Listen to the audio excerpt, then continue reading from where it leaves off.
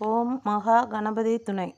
ஆய கலைகள் 64னையும் ஏய உணர்விக்கும் என்னம்மை தூய உருப்பளிங்கு போல்வாள் என் உள்ளத்தினுள்ளே இருப்பள் இங்கு வாராதிடர். பாட்டி சொல்லை தட்டாதே பகுதியில் தொடர்ந்து இராமாயணத்தை கேட்டுக்கொண்டிருக்கும் அனைவருக்கும் வணக்கம். சென்ற தொடரில் இலக்குமணனால் இந்திரஜித் கொல்லப்பட்டதை அறிந்தோம். இராட்சச வீரர்கள் ஓடி ஒளிந்தனர். தேவர்கள் பூமாரி பொழிந்தனர். இலக்குமணன் மிகுந்த காயங்களுடன் ராமரை வலம் வந்து வணங்கினான். ராமர் அவனை அன்புடன் அணைத்து பாராட்டினார். இந்திரஜித்தை இலக்குமணன் கொன்றான் என்பதை கேள்விப்பட்ட ராவணன் தன் நினைவற்று மயங்கி கீழே விழுந்தான். தன் மகன் இறந்ததை அறிந்த அவன் மிகவும் கதறி அழுதான். கோபத்தில் சீதையை கொல்ல முடிவு செய்து வாளை எடுத்துக்கொண்டு அசோகவனம் நோக்கி செல்கிறான். சீதை இதனை கண்டு வியப்படைகிறாள். 12 மாதங்கள் எனக்கு காலக்கெடு கொடுத்திருந்தானே, 10 மாதங்கள் தானே ஆகியுள்ளது, ஏன் இவ்வாறு முடிவு எடுத்துள்ளான் என்று சீதை அச்சமுற்றாள். ராவணன் மந்திரி சுபார்சுவன், அரசே, பெண்ணை கொல்வதால் ஸ்ரீஹஸ்தி தோஷம் ஏற்படும். உங்கள் சத்ருவான ராமரை அழித்துவிட்டு சீதையுடன் மகிழ்ந்திருங்கள். நாளை அமாவாசை, இன்று கிருஷ்ணபட்ச சதுர்த்தசி, இன்றே போருக்கு புறப்படலாம் என்று கூறி ராவணன் சீதையை கொல்லாமல் தடுத்தான். ராவணனும் எஞ்சியிருந்த இராட்சச போர் வீரர்களும் யுத்தகலம் நோக்கி புறப்படுகின்றனர். லட்சக்கணக்கான தேர்ப்படைகளும் யானைப்படைகளும் குதிரைப்படைகளும் புடைசூழ 8 குதிரைகள் பூட்டிய தெய்வீக ரதத்தில் போருக்கு புறப்படுகிறான். ஜெய விஜயீ பவ என வாழ்த்தி இராட்சசர்கள் ராவணனை போருக்கு அனுப்பி வைத்தனர். இராட்சசர்கள் பெரும் ஆரவாரத்துடன் வருவதை கண்ட வானரர்கள் மிகவும் பயந்து கொண்டு ராமனை சரணடைந்தார்கள். ராவணன் போருக்கு புறப்பட்ட போது பல கெட்ட சகுனங்கள் தோன்றின. சூரியன் மங்கியது. வானில் கரிய மேகங்கள் சூழ்ந்து இருள் சூழ்ந்தது. மேகங்கள் இரத்தமழை பொழிந்தது. குதிரைகள் இடறி விழுந்தன. ராவணனின் இடது கண்ணும் தோளும் துடித்தன. அவன் முகம் வெளுத்தது. ஆகாயத்தில் எரிகொல்லிகள் வெடித்தன. துவஜகம்பத்தில் கழுகு வந்து அமர்ந்தது. இதுபோல் பல அபசகுனங்கள் தோன்றின. என்றாலும் ராவணன் பின்வாங்கவில்லை. விருபாட்சணன் சுக்ரீவனோடு போர் செய்தான். சுக்ரீவன் அவனை கொன்றான். ராவணன் லட்சுமணனை விடுத்து நேரடியாகவே ராமரை தாக்கினான். இருவரின் அம்புகளும் வானில் மழை போல் பொழிந்தன. ராவணன் ஒரு கோரமான அசுராஸ்திரத்தை பிரயோகித்தான். அதிலிருந்து சிங்கம், புலி, காக்கை, கழுகு, நரி, காகம், நாகம் போன்றவை ராமரை நோக்கி பாய்ந்தன. ராமர் ஆக்னேயாஸ்திரத்தை பிரயோகித்து அவைகளை துண்டு துண்டாக்கி அழித்தார். ராவணன் தவ வலிமை மிக்கவன், மேலும் சிவபக்தன். சிவனை வேண்டியும் பல வரங்களை பெற்றவன். சிறந்த சிவபக்தனான ராவணன் சீதை மேல் கொண்ட மோகத்தால் மதிமயங்கி தவறுகளை செய்கிறான். தன்னை எவராலும் வெல்ல முடியாது என்னும் ஆணவமே அவன் அழிவிற்கு காரணமாகிறது. ராவணனின் 10 சக்தி வாய்ந்த அம்புகள் ராமரின் மார்பை துளைத்தன. ராமர் தனது கணக்கற்ற பாணங்களால் ராவணனை தாக்குகிறார். லட்சுமணன் தனது பாணங்களால் ராவணனின் தேரின் கொடிக்கம்பத்தை அறுத்தான். ராவணனின் சாரதியின் கழுத்தை துண்டிக்கிறான். 5 பாணங்களால் ராவணனின் வில்லையும் துண்டிக்கிறான். விபீஷணன் ராவணனின் ரதத்தின் குதிரைகளை தனது கதாயுதத்தால் கொல்கிறான்.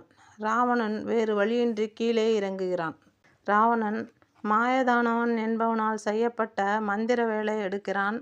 இதை கண்ட இலக்குமணன் ராவணனால் விபீஷணன் உயிருக்கு ஆபத்து என்பதை அறிந்து ராவணன் மேல் கணக்கற்ற அம்புகளை தொடுத்து விபீஷணனை இலக்குமணன் காப்பாற்றுகிறான். கோபம் கொண்ட ராவணன் இலக்குமணன் மேல் மந்திர வேலை எறிகிறான். அது இலக்குமணனின் கழுத்தை துளைக்கிறது. இலக்குமணன் மயங்கி வீழ்கிறான். இதை கண்ட ராமர் மிகவும் வருந்தி கண்ணீர் வடிக்கிறார். சுக்ரீவனையும் அனுமனையும் இலக்குமணனை கவனிக்க விட்டுவிட்டு மிகவும் கோபத்துடன் ராவணனை விரைவில் கொல்கிறேன். நானே அவனை கொல்வேன். எல்லோரும் அமைதியாக ஓய்வு எடுங்கள். தேவர்களும் வானர சேனைகளும் நான் நடத்தப்போகும் இந்த யுத்தத்தை பாருங்கள். உலகம் உள்ளவரை என்னை எல்லோரும் கொண்டாடட்டும் என்று கூறியபடி கோபாவேசத்தோடு தாக்குதலை தொடர்கிறார். ராமரின் தாக்குதலை தாங்க முடியாத ராவணன் ஓடுகிறான். என் தம்பி என்னோடு காட்டுக்கு வந்தான். அவன் இறந்தால் நானும் இறந்து விடுவேன் என்று துக்கம் மேலிட ராமர் சொல்கிறார். இதனை கேட்ட சுசேனன் விரைவில் அனுமன் மகோதய மலையை சென்று உயிர்காக்கும் மூலிகைகளை கொண்டு வருவான். லக்குமணன் உயிருடன் தான் இருக்கிறான், அவனை பிழைக்க வைத்து விடுவோம் என்று சொல்ல கேட்ட ராமர் சற்று சமாதானம் அடைகிறார். அனுமன் இமயமலைக்கு பறந்து செல்கிறார். விசலகர்ணி, ஸ்வர்ணகர்ணி, சந்தானகர்ணி, சஞ்சீவினி என்ற 4 மூலிகைகளை அடையாளம் காண முடியாத அனுமன் மூலிகை இருக்கும் மலைப்பகுதியை பெயர்த்து கொண்டு விரைகிறார். அனுமனால் எவ்வாறு மலையை பெயர்க்க முடியும் என்று பலரும் கேள்விகளை எழுப்புகின்றனர். அனுமன் சாட்சாத் சிவபெருமானே ஆவார். உலகிற்கே தலைவன், மூலப்பொருள், ஆதியும் அந்தமும் அவரே. எனவேதான் அனுமன் மிகுந்த பராக்கிரமசாலியாக விளங்குகிறார். இன்றும் அனுமனை வணங்கும் அனைவரது நல்ல எண்ணங்களும் வேண்டுதல்களும் அனுமன் அருளால் உடனே நிறைவேறும்.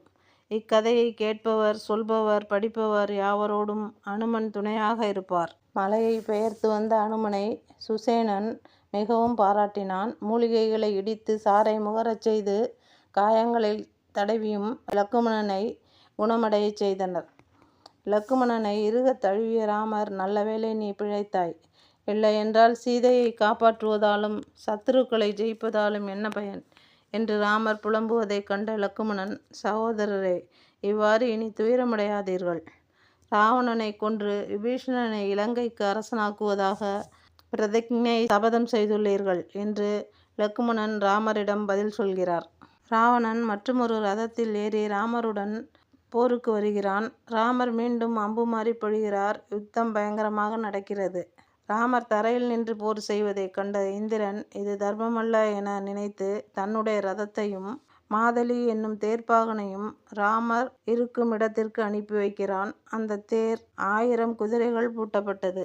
அந்த ரதத்தில் சக்தி வாய்ந்த அஸ்திரங்களும் இந்திரனின் வில்லும் கவசமும் கந்தர்வாஸ்திரம், சக்தி அஸ்திரம் போன்றவை இருந்தன. நீங்கள் தரையில் நின்று போர் செய்வதைக் கண்டு தேவர்கள் வருந்துகிறார்கள் என்று தெய்வீக சாரதி மாதலி தெரிவித்தான். ராமரும் அந்த ரதத்தை வலம் வந்து வணங்கி ஏற்றுக்கொண்டார். மீண்டும் போர் துவங்கியது. போரில் மாதலியும் தாக்கப்பட்டான். குதிரைகளும் காயமடைந்தன. தேவர்களும் வானர வீரர்களும் பதட்டமடைந்தனர். ராமர் தனது பாணங்களை இடைவிடாது பிரயோகித்தார். ராவணன் தன் நினைவு இழக்கிறான். ராவணனின் சாரதி ராமபாணம் தாக்க முடியாத இடத்திற்கு ரதத்தை ஓட்டிச் செல்கிறான். யுத்தம் செய்யாது சற்று ஓய்வு எடுத்த நேரத்தில் அகஸ்தியர் ராமரை பார்க்க வந்தார். ராமா, சூரியனுடைய உபாசனைக்கு ஏற்ற ஆதித்ய ஹிருதய தோத்திரத்தை உபதேசம் பெற்றுக்கொள். இது சூரிய பகவானின் இருதயத்தை திருப்தி செய்யும். இது எல்லா பாவங்களையும் அழித்து நம்மை பரிசுத்தம் செய்யும், ஆயுளை விருத்தி செய்யும், நம்மை தெய்வீக பாதையில் அழைத்து செல்லும் என்று உபதேசிக்கிறார். ஆதித்ய ஹிருதய ஸ்தோத்திரத்தை ஜபித்து ஆத்ம ஆனந்தத்தை உணர்ந்தார். சோர்வு நீங்கி புத்துணர்வு பெற்றவராய் ராவணனோடு போர் செய்ய புறப்படுகிறார்.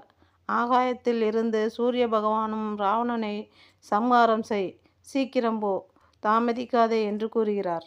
ராவணனுக்கு மிக மோசமான சகுனங்கள் தோன்றின. ராமருக்கு மிகவும் சுப சகுனங்கள் தோன்றின. மாரீசன், கரன், விரதன் போன்றவர்களை துளைத்த அம்புகள் ராவணனிடம் பயனில்லாமல் போனது. போர் கடுமையாக நடந்தது. ஆனாலும் ராமர் ராவணனோடு தொடர்ந்து போர் செய்ய வேண்டியிருந்தது.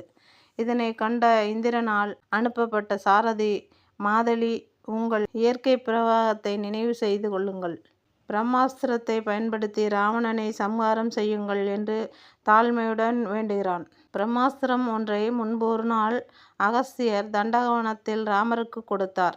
அகஸ்தியருக்கு இந்திரனால் கொடுக்கப்பட்டது. இந்திரனுக்கு பிரம்மனால் தரப்பட்டது. இந்த பிரம்மாஸ்திரத்தின் இறகுகள் சுவர்ணமயமானது. இது கருடனால் கொடுக்கப்பட்டது. அதன் முனைப்பாகத்தின் அதிதேவதை அக்னி சூரியனைப் போல் ஜொலிக்கும் பிரகாசமுடையது. வேத மந்திரங்களைச் சொல்லி பிரம்மாஸ்திரத்தை ராமர் பிரயோகிக்கிறார். இதனை கண்ட வானரங்கள் மிகுந்த மகிழ்ச்சி அடைந்தன. ராட்சசர்கள் மிகுந்த பீதியடைந்தனர். பிரம்மாஸ்திரம் ராவணனின் மார்பில் தைத்தது. ராவணன் இதயம் பிளந்தது. மத யானை போல் மண்ணில் வீழ்ந்தான். தேவர்கள் பூமாறி பொழிந்து ராமனை வாழ்த்தினர். வானரங்கள் ஜெயகோஷம் செய்து மகிழ்ந்தனர். ராவணனின் மனைவிகள் கதறி அழுதனர். உமக்கு கூறிய நல்ல அறிவுரைகளை கேளாமல் அழிவை தேடிக் கொண்டீர்களே என்று புலம்பினர். சீதையின் விருப்பமில்லாமல் அவளை கடத்தி வந்து உங்கள் தைரியத்திற்கும் குரூர எண்ணத்திற்கும் கிடைத்த பரிசு. நம் குலத்தையே அழித்து விட்டீரே என்று கூறி கண்ணீர் வடித்தனர். சீதையை ராமர் காண்பது பற்றி அடுத்த பகுதியில் காண்போம். நன்றி, வணக்கம்.